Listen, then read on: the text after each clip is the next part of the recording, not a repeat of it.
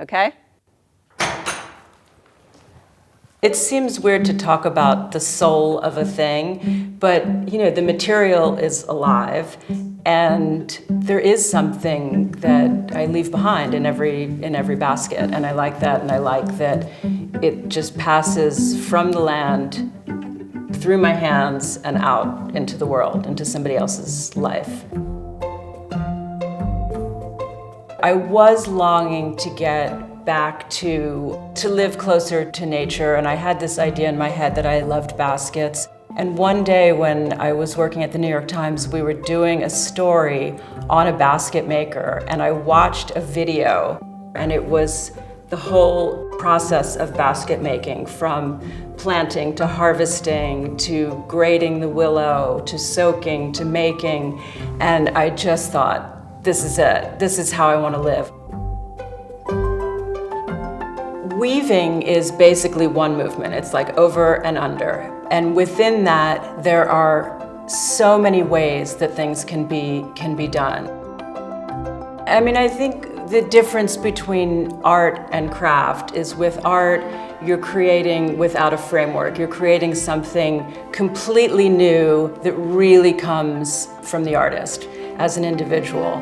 When you're doing craft, there's a sort of dialogue between your creativity and the material and the tradition and the history of the craft.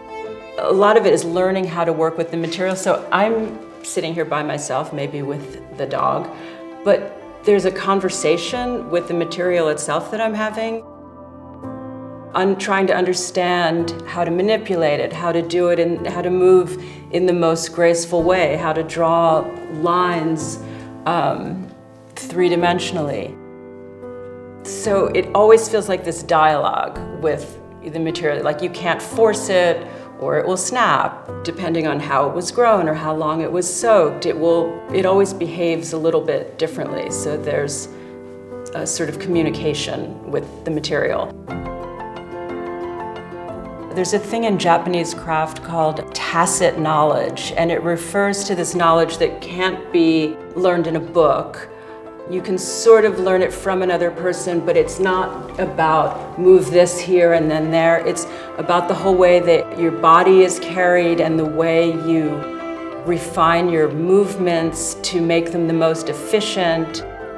Craft contains a lot of this tacit knowledge that's hard to explain, but that is about how you work with the materials. And so it's your hands, your body. I mean, willows, it's quite physical, but it's also your mind. And so it's about the combination of my mind, my body, and my hands.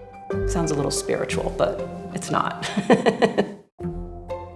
I think there's a rigor and a discipline that I really like.